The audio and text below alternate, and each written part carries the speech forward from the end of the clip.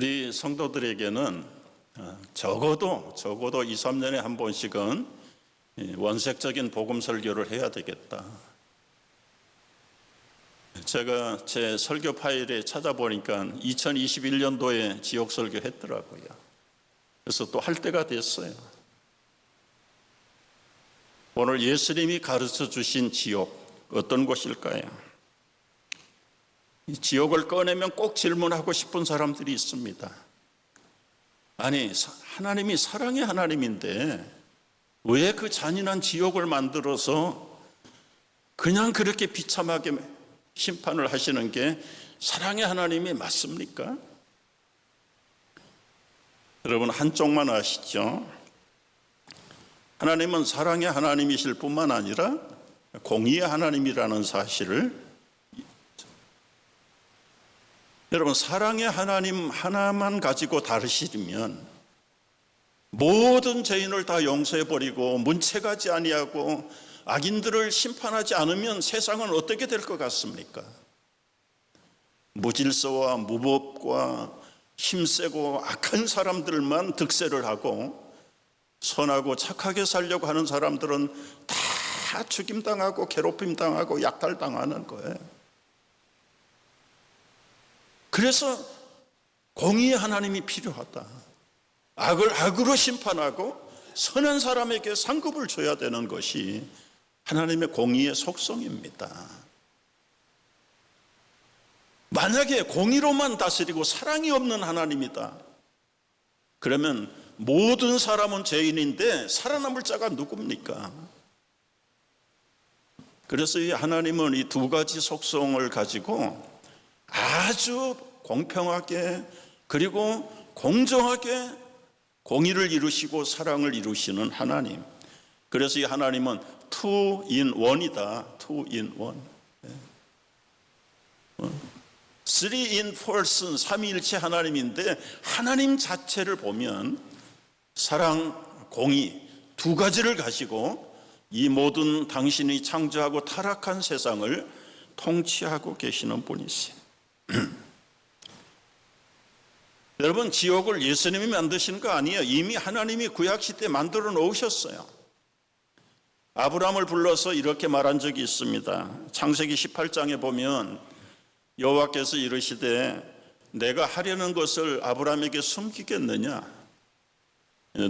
너와 후손들은 강대한 나라가 되고 천하 만민은 앞으로 너의 씨로 오시는 메시아로 말미암아 복을 받게 될 것이지만 소돔과 고모라에 대한 부르짖음이 크고 그 죄악이 힘이 무거우니 이제 내가 내려가서 저들을 심판하겠다. 의인은 구해내고 그리고 절대수의 악인들이 24절에 보면은 여호와께서 하늘로부터 유황과 불을 소돔과 고모라에 비같이 내리시고 그 성들과 온 들과 성에 거주하는 모든 백성이 땅에 난 것을 다 엎어서 멸하셨더라. 여러분, 이것이 일종의 지옥의 형벌의 한 부분의 샘플을 소돔과 고모라에서 실현해 보여주신 겁니다. 예수님이 지옥을 만드신 것이 아니라 이미 창조주 하나님께서 인간이 타락하신 이후에 공의와 사랑을 가지고 하나님의 형벌의 심판을 그리고 심판을 받는 장소를 구체적으로 예비해 놓으셨습니다. 이 하나님의 심판의 사상 그리고 사랑의 공의를 가지고 예수님께서 보충해서 사복음서에 얼마나 많이 말씀하시는지 몰라요. 마태복음 5장 29절 이하에 보면은 만일 너희 눈이 발이 손이 범죄하거든 찍어버려라. 하나가 없어지고 지옥 가는 것보다 천국 가는 것이 좋지 않냐. 마가복음에도 누가복음에도 예수님의 입에서 79번 지옥이라는 단어를 가지고 가르치기. 그 예수님이 무슨 공갈을 하시려고 지옥 얘기를 꺼냈을까요? 없는 지옥을 만들어서 비유로 말씀하시는 겁니까? 예수님 한 말씀 한 말씀이 천지 창조를 하신 신실하신 능력의 말씀인데, 이미 예수님이 말씀하시기 전에 성부 하나님께서 다 예정해 놓으신 겁니다. 뱀들아, 독사의 새끼들아, 너희가 어떻게 지옥의 판결을 피하겠느냐. 참 우리가 입으로 담아서 안 되는 황망스러운 용어를 쓰시면서까지 예수님께서 원색적으로 지옥의 판결을 피하라고 말씀을 하셨어요. 아무리 흉한 말씀을 하셔도 지옥하고는 비교할 수 없어요. 지옥하고. 따라서 오늘 예수님이 가르쳐 주신 우리 내세, 그리고 지옥, 그리고 낙원, 천국 어떤 모양일까요? 먼저 우리가 예비적으로 전제적으로 알아야 될 것은, 여러분 누구나 예수를 믿거나 안 믿거나 사람이 한 번 죽는다는 것은 다 인정하시죠. 그거 아니라고 할 사람은 한 사람도 없습니다. 히브리서 9장 27절에서 말씀한 대로 한 번 죽는 것은 정한 것이다. 그러나 죽은 다음에는 심판이 있다. 심판이 있다. 여기서 말하는 심판은 육체가 죽은 다음에 죽음으로 끝나는 것이 아니다. 끝나는 것이. 모든 인간은 재림하실 때에 다 부활해요. 다 부활. 순서가 두 번이 있다. 첫 번째 부활한 사람은 예수 믿고 죽은 사람, 또 재림할 때에 살아있는 그리스도인들이 공중으로 들림을 받아요. 두 번째 부활은 믿지 않고 죽었던 자들, 믿지 않고 살아있던 자들, 그들도 부활 몸으로 다 바뀌어요. 다 바뀌어요. 그러니까 부활이라는 단어는 좋고, 그 신령한 몸으로 영원히 사는 것은 천국에서도 영원히 살고 지옥에서도 영원히 사는 그 영생이라는 단어 하나만 가지고 다 좋아할 거 아니에요. 어디에서 영생하느냐? 우리 모두는 천국에서 영생해야 될 줄 압니다. 지옥도 천년 만년 살다가 끝나고 천국으로 가는 거 아니에요. 한 번 지옥 들어가면 거기서 영원토록 영생하는 것입니다. 그러니까 부활도 첫 번째 부활에 일어나야지, 두 번째 부활은 악인들의 부활이야. 악인들의 부활. 영생도 천국에서 영생해야지, 지옥에서 영원히 죽지 않고 사는 것이, 차라리 죽는 것이 복이죠. 근데 그 지옥은 죽지 않는다. 여러분, 모든 사람이 죽은 다음에는 끝난가? 그게 아니에요. 사후세계가 분명히 존재한다는 사실을 예수님이 말씀해 주시고 가르치는 겁니다. 여러분, 여기 죽은 다음에 그러면 어떤 일이 일어나는가? 두 사람을 예를 들어서 케이스 스터디를 지금 말씀하는 겁니다. 거지였던 나사로 죽은 다음에 천사들이 받들어서 아브라함의 품에 안겼습니다. 그 이름 없는 부자도 죽어서 장사 지냈는데 그가 음부에, 지옥에, 고통에 들어갔다고 예수님은 설명하고 계세요. 신약성경, 구약성경에 스월이라는 단어가 많이 나와요. 요나가 큰 물고기 뱃속에 들어갔다가 나올 때 스월에 갔다가 왔다고. 이 스월은 영원히 거기서 판결받는 것이 아니라 들어갔다가 나오는 곳이에요. 그러니까 우리말로는 음부라는 단어가 그 개념하고 비슷해요. 아브라함도 다윗도 죽어서 음부에 내려갔다. 근데 음부는 지옥은 아니에요. 그러나 여러 가지 단어들이 많아요. 하데스, 게한나, 스월. 그러나 이걸 한마디로 전부 몽땅거려서 우리말로 번역을 한다면 지옥입니다. 지옥. 죽은 자들의 세계. 라고는 특별히 설명하지 않아도 우리가 다 이해할 수 있어요. 그런데 어떤 말로 설명을 했든지 간에 이 지옥이라는 곳이 어떤 곳인가? 첫째는 예수님이 가르치신 지옥은 끝없는 고통과 괴로움이 있는 곳이다.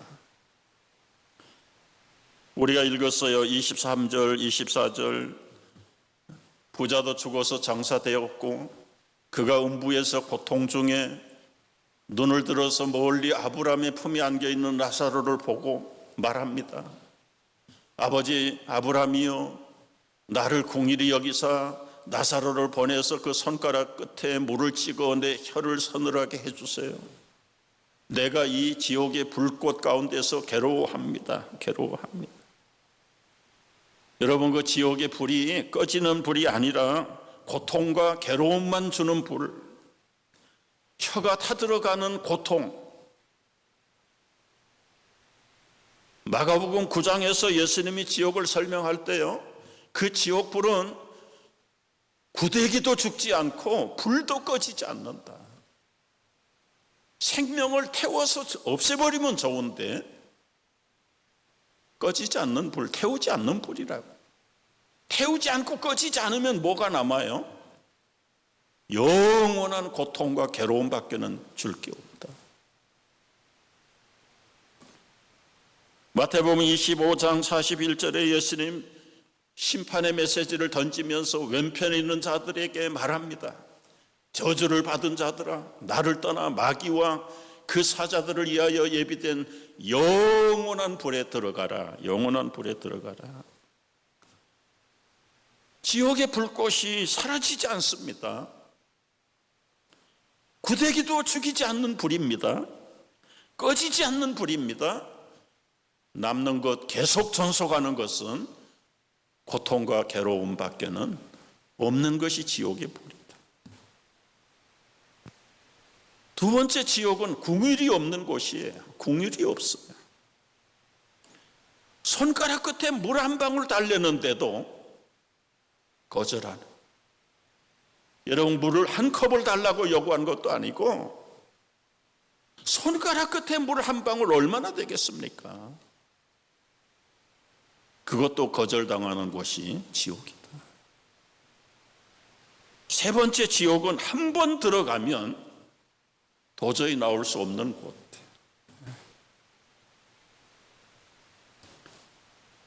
너무너무 억울하고 너무너무 괴로운데 더 괴로운 것은 눈을 들어보면 낙원이 올려다 보인다는 겁니다. 차라리 차단돼 가지고 우리끼리 내가 당하는 고통,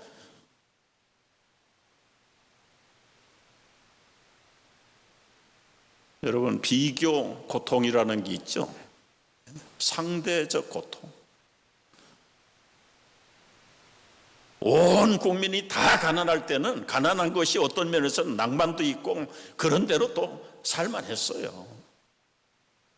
한쪽이 잘 살고 나만 못 살면 이거는 아주 힘든 심리적인 상대적인 고통이 더 가중되는 것. 천국이 들여다보인다는 말이죠. 대화도 가능한데 완전히 왕래가 차단된 곳이죠. 한 번 들어가면 영원히 나올 수 없는 곳. 의사가 소통이 됩니다, 여러분. 내세 우리 영혼들이 어떻게 활동할 것인가, 오늘 예수님 말씀해 주세요. 서로 죽은 자들끼리 의사가 소통이 되고요, 기억력이 살아있어요. 기억력이 살아있어요. 그 부자가 사람 취급도 하지 않았던 자기 문간에서 쓰레기통 뒤져먹고 살던 거지 나사로를 알아봐요. 성경에는 없지만 그 부자가 좋은 옷 입고 파티로 잔치로 들락거릴 때마다 주인님 예수 믿으십시오. 예수 믿고 천국 가십시다. 성경에는 그런 구절이 없지만 얼마든지 상상할 수 있잖아요. 야야, 네 차반에 네 모양새에 네 앞가림이나 좀 잘 하렴. 오늘날 부자들이 전도를 받으면 다 이런 반응으로 싸늘하게, 야, 예수 믿는 너희들 앞가림이나 좀 잘해봐. 기억력이 살아있어요. 25절에 보면은, 너는 살았을 때 좋은 것 받았고 나사로는 고난을 받았으니 이것 기억하라. 여기서 우리가 조심해야 될 것입니다. 여러분, 천국과 지옥 가는 기준이 가난하고 부자가 기준이 아니에요. 대부분 사람들이 부자하면 괜히 이유 없는 적개심을 가지고 있다. 근면하고 열심히 전략해서 노력해서 정상적으로 부자가 된 사람은 존경의 대상이고 하나님의 복을 받은 사람들이죠. 얼마든지 우리가 그런 분들은 존경해야 될 부자들이에요. 대다수가 생각하는 게 다 부정축제하고 가난한 사람들 등쳐서 자기 배나 불리는 악한 부자들은 당연히 심판받아야 되겠죠. 그러나 여기서 예수님이, 하나님이 천국과 지옥에 가는 기준을 재산의 많고 적음, 가난한 거지들은 무조건 불쌍하니까 동정해서 천국 보내는 게 아니라, 그러니까 본문에서는 그 기준이 선명하게 기록되어 있지는 않습니다. 동화에 나오는 가난한 성냥팔이 소녀가 그냥 무조건 천국 가는 것이 아니에요. 가난한 것이 아름답다라고 성경에 어디 말씀했습니까? 심령이 가난한 자는 복이 있다고 말씀하셨지만, 경제적으로 생활적으로 가난한 사람들은 무능했거나 아니면 재수가 없었던지 간에 게으른 사람들, 정상적으로 부자 된 사람은 얼마든지 하나님의 복을 받은 사람. 하나님의 사람들은 다 부자였어요. 아브라함도 부자고, 이삭도 부자고, 야곱도 부자고, 솔로몬 다윗도 부자고요. 부자 아닌 사람 없어요. 하나님이 주신 은혜의 축복입니다. 따라서 우리가 천국, 지옥의 기준이 재산의 많고 적음이 기준이 아니다. 그렇다면 무엇이 나사로로 하여금 천국 가게 했을까? 왜 부자는 지옥에 갔을까? 그의 심령의 삶 속에 그리스도가 있는가? 하나님의 은혜가 있는가 없는가? 성경의 본문에는 없지만 성경학자들이 여러 가지 문서들을 종합해가지고 내린 유추한 해석이에요. 여러분, 나사로가 무조건 가난하다고 동정을 받아서 천국 간 게 아니라 그 나사로라고 하는 이름 자체가 원래는 히브리어 이름을 번역한 거예요. 히브리어 이름은 엘리아살. 엘이 들어가는 이름은 무조건 하나님의 백성입니다. 그 부모가 지어준 이름이지만은, 그러나 이제 유추하기는 구약의 하나님 믿다가, 율법만 믿다가 예수님의 복음을 듣고 이 엘리아살이 쉬운 말로 유대교에서 기독교로 개종을 했다. 개종을 하면 유대인들은 완전히 이거는 심판을 해야 돼. 자기 커뮤니티에서 완전히 제거시키는 겁니다. 출교를 시켜버리는 거예요. 고대 사회에서 자기 동네를 쫓겨나면 그건 죽음이에요. 나가서 유산도 없지요, 가진 것도 없지요. 타국에 가서, 타향에 가서 혼자 산다는 것이 못 먹고 가난하고 병들고 영양실조 걸리고 거지거든. 그럼에도 불구하고 예수 믿는 것 때문에 나는 문중에서 동족들에게 쫓겨남을 당할지라도 나는 예수 믿는 거 포기할 수 없다. 그래서 엘리아살이라는 이름도 헬라식 이름 나사로로 개명을 해버린 거예요.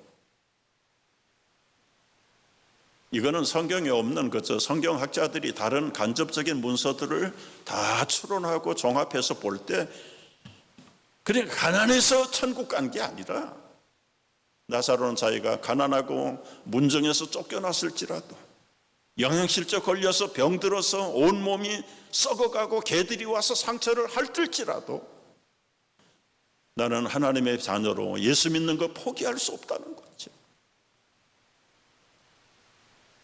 부자는 무조건 부자기 때문에 지옥 떨어지는 게 아니라 하나님이 없는 자만, 교만.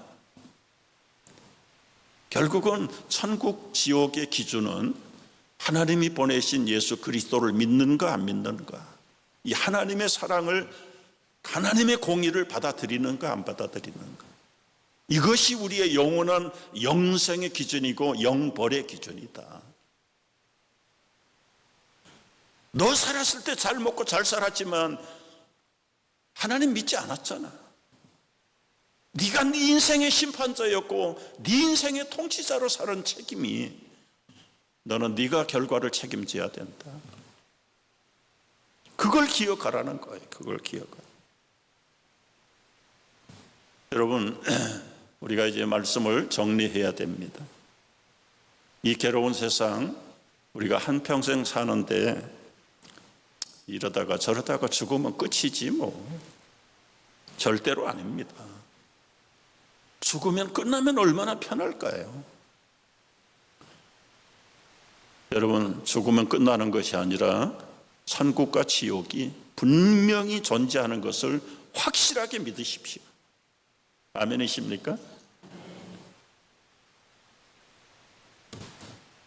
누가 그 부자를 지옥 가게 했는가?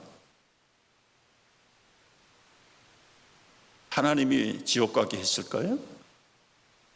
1차적인 책임은 본인입니다. 본인.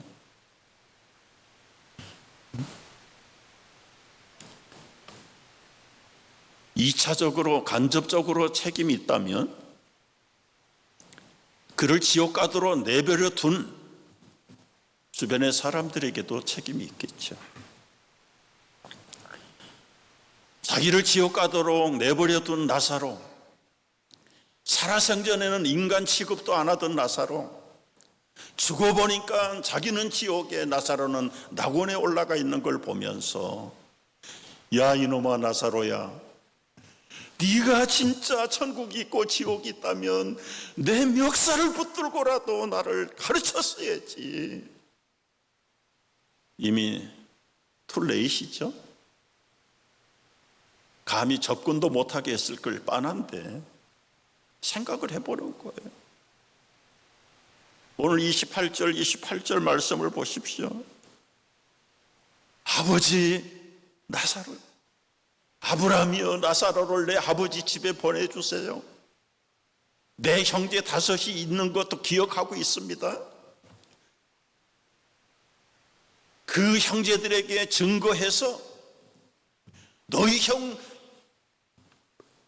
지옥에서 지금 고통당하고 있다.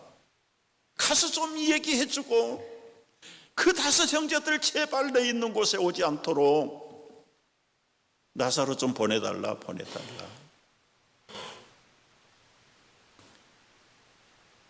여러분, 예수님 말씀하세요. 죽은 자가 살아나면 기적이죠? 나사로가 살아나가지고 그 형제들에게 가서 너희 형님이 지금 지옥에서 고통당하는데 부탁을 했다. 빨리 예수 믿고 지옥을 피하라고 한다. 우리가 얼핏 보면 이 부자 생각에 죽은 자가 살아나서 기적에서 전도하면 들을 것 같아. 그런데 예수님 그렇게 말씀하지 않았어요. 너희에게는 죽은 자가 살아나서 가서 기적으로 증거하고 전도한다고 해도 안 믿는다. 모세와 많은 선지자들이 기록한 성경을 믿어야 된다. 성경을 믿어야 된다.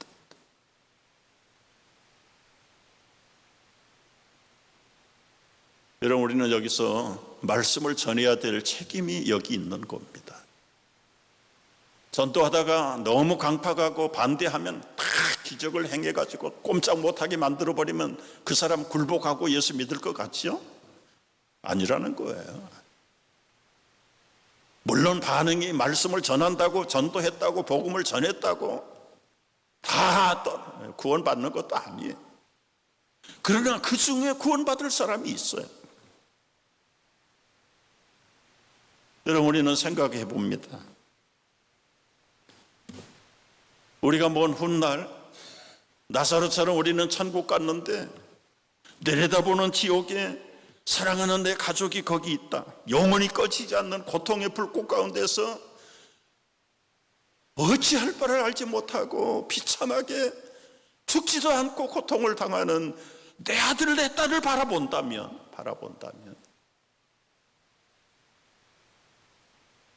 그 불꽃에서 고통을 당하는 우리 아들 딸들이 마미, 데디 이럴 줄 알았으면 나를 죽여서라도 천국 데리고 가야 되는데 다 늦었죠?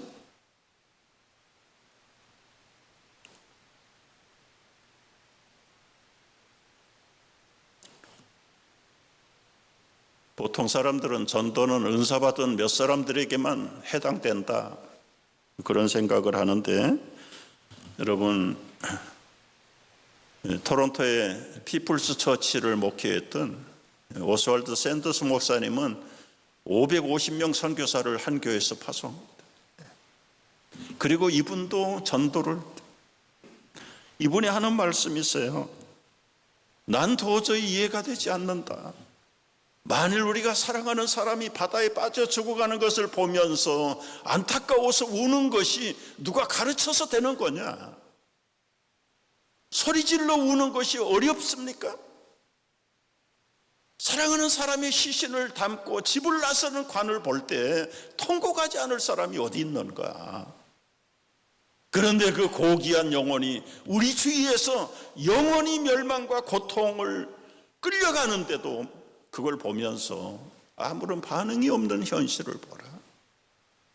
우리 마음이 얼마나 싸늘하게 식어 있는 것인가? 이것이 예수님의 마음을 품고 살아가는 사람들의 마음이냐?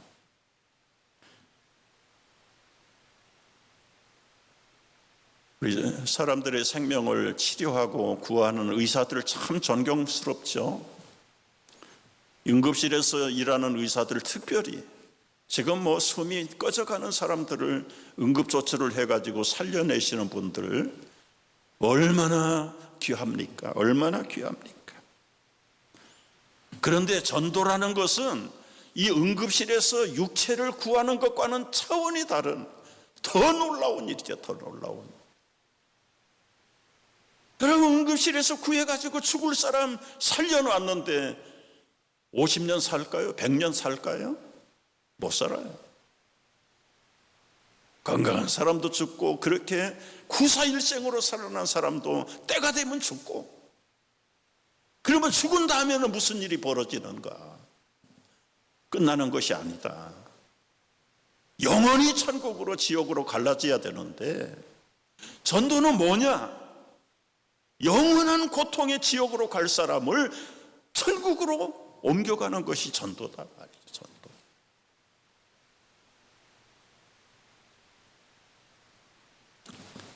한 생명을 살리는 것은 세상에서 가장 큰 기쁨입니다.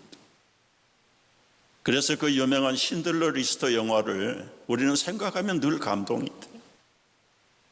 나치 수용소에서 죽어가는 유대인들을 자기 재산을 다 팔아가지고 1,100명을 구해냅니다. 총살로 가스실로 끌려가야 되는 그 생명을 1,100명을 살리는 그 신들러. 나치가 멸망하고 그들이 자유화되었을 때에 그 살아남은 유대인들이 자기의 금리빨들을 뽑아가지고 그 신들러에게 기념 반지를 만들어줘요. 감사의 반지를 만들어주는데 그 안에 한 구절이 쓰여 있어요. 한 사람을 살리는 것은 세상을 구하는 것입니다.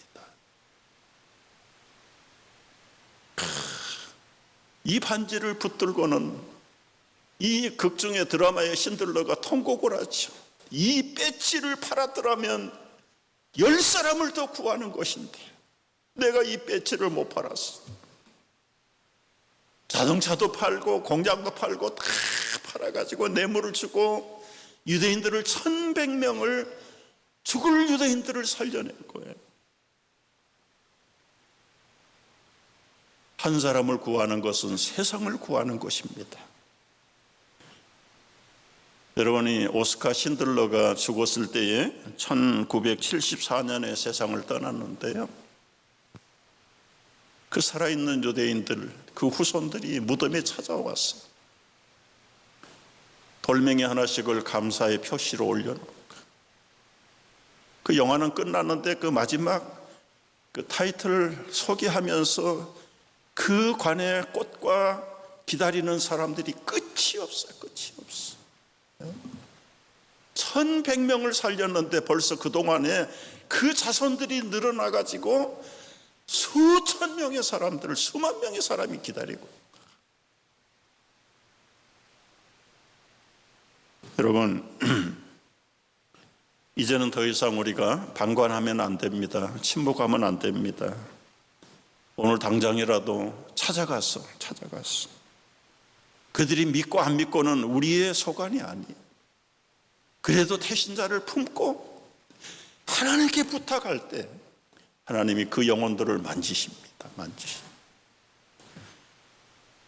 불쌍한 영혼 구원해서 지옥 가는 걸 방관하는 방관자로 살 것인가, 아니면 영원히 궁창에 비치는 별처럼 아름답게 빛나는 삶을 살 것인가, 우리의 결단 속에 있다는 것을 여러분 분명히 깨닫기를 축복합니다.